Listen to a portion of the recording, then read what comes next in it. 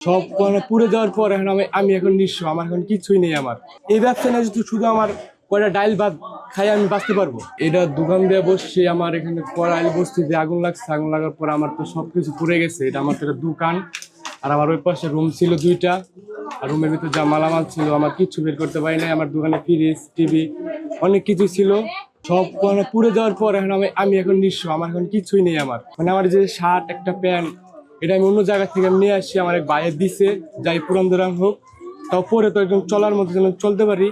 আর দোকানটার বেচার কয় টাকা পাবো এখন? আমার তো যা যাওয়ার সব তো এখন চলে গেছে। আমার তো এখন তো আমার কিচ্ছু নেই। এখন এই যে চার দোকানটা দিচ্ছি, চা, সিগারেট, মানুষ টুকটাক হাঁটতেছে, চলাফেরা করতেছে, মানুষ দেখতে আসছে কয়েল বস্তি আগুন লাগছে কিভাবে পুড়ে গেছে সব।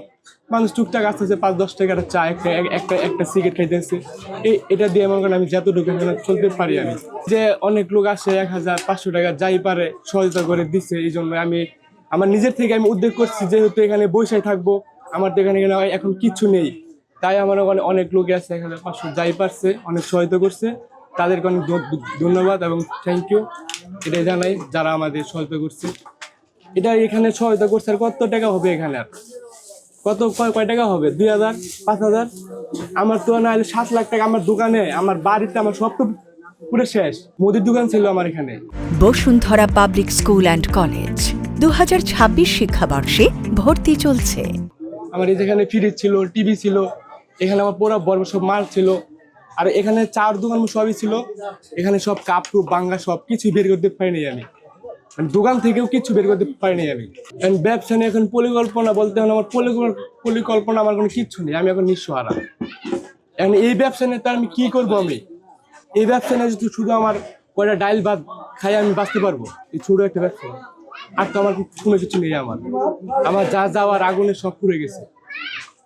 দোকান এটা দিলাম, মানে জীবনে তো না, যেহেতু পেট আছে তাহলে তো আমার তো খাইতেই হবে। আমার এখন তো এই ছোটখাটো দোকান দিচ্ছে না, এটা আমার মানে ছোট, মানে যা পারে চা, সিগারেট মানুষের খাইতে আছে 10 টাকা, 5 টাকা, ইন থেকে আমি কয় টাকা পাবো?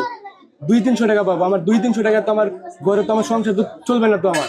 আর এখানে করাইল বসছি, এখানে মানুষ কত কিছু দিতেছে, কই আমরা তো পাইতেছি না। আমরা এগুলা সব কই যাই? এগুলা আমি কোনো কিছু পাই নাই। আমি সরকারি অনুদান আমাকে দেয় নাই আমাকে কেউ। এই দিক দিয়ে অনেকজনে খাবার নিয়ে গেছে, কম্বল নিয়ে গেছে, এটা নিয়ে গেছে, কই আমরা তো কোনো কিছু পাইতেছি না। আমরা এগুলো দেখতে সব খালি ভিতরে নিয়ে গেছে, সব খালি ভিতরে নিয়ে গেছে, সব খালি নিয়ে গেছে ওদিকে এদিকে। আর এখানে মনে করেন আমার বাবা আছে, মা আছে, ভাই আছে, আমার চাচিরা আছে, সবাই এখানে বসে রয়েছে।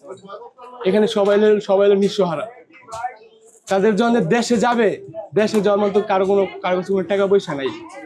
আমার এখন ওই সেখানে হিসাব করলে মনে করেন 6-7 লাখ টাকা তৈবই, মানে বাড়িতে, মানে আমার বাসার উপরে দোতলায় আমার খাট, সুকেস, আলমারি, 2টা ফ্রিজ ছিল, 2টা টিভি, আর আমার বাইক ছিল এই সাইডে। বাইক সব মনে করেন পুরা শেষ। মাল সামানা করলে এখানে আমার 4.5 লাখ টাকা মাল হবে আমার দোকানে। 2টা ফ্রিজ, একটা টিভি, আর ওইখানে আরো অনেক র্যাগের দোকানের সব মাল ছিল। আমার 4 দোকানের চাল ছিল, মানে মুদির দোকানে যা যা লাগে, আটা, লবণ, তেল, সাবান সব কিছু ছিল। এখন আমার এখন কিচ্ছু নেই, সব আগুনে পুড়ে শেষ। নিজেকে যতটুকু পারি, আপনারা যেহেতু আসছেন নিউজ থেকে, আপনারা অনেক কিছু সব দেখতে পারতেছেন, মানুষের কিরকম ভাবে চলতেছে, চলাফেরা করতেছে। যেহেতু হোক একটু কষ্ট করে তো আবার তো ফ্যামিলিকে তো আমার তো চালাতে হবে আমার। তাই জন্য ছোটখাটো 4 দোকান নিচ্ছি, মানুষের চলাফেরা করতে আছে, করাইলে মানুষের দেখতে আসতেছে, 10-5 টাকা খাইতেছে, এগুলোই। এখান থেকে তো আমি আর লাখ লাখ টাকা তো পাবো না আমি। আমার যে আগের যে মুদির দোকান ছিল, সেখান থেকে আমার প্রত্যেক দিন দৈনিক আমার 15,000-20,000 টাকা আমার বেচা কেনা লাভ, বেচার পরেও 15-20,000 টাকা আমার লাভ থাকতো আমার প্রত্যেক দিন। এখান থেকে তো আমি কয় টাকা পাবো? 400-500 টাকা। এই 400-500 টাকা তো আমার ফ্যামিলি তো আমি চলবে না। আর আমার ভবিষ্যতে ওই 400-500 দেওয়া কয়দিন আমি রাখবো? আমার তো এখানে আমার থাকতে হবে, খাইতে হবে। আমার তো এখানে সব আমার ফ্যামিলি আছে আমার। মানে এই জন্য ছোটখাটো ব্যবসা এটা ধরলাম, এটা দেখি ভবিষ্যতে কি করা যায়। গুলশান, বনানী, এখান থেকে আমরা এখন কোনো সহায়তা আমরা পাই নাই। আমরা প্রত্যাশা বলতে তারা যদি মনের থেকে চাই, মানুষের গরিব দুঃখী মানুষের পাশে দাঁড়াবো, এটাই চাই আমরা। কিছু দাঁড়াইলে মনে করেন আমার ভালো হয়, সবারই ভালো হয়, এটাই।